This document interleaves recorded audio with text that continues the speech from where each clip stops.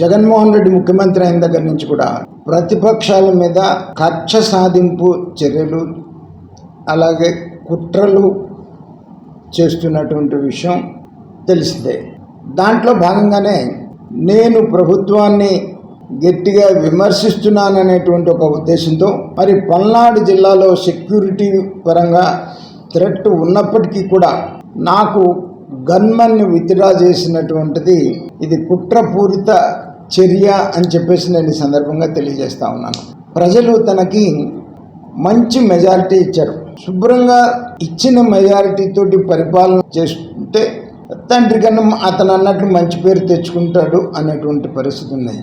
అధికారంలోకి వచ్చిన క్షణం నుంచి కూడా కుట్రలు, కుతంత్రాలు, అవినీతి, దోపిడీ, అరాచకం, హత్యలు తప్ప ఇంకొక కార్యక్రమం మరి లేదు.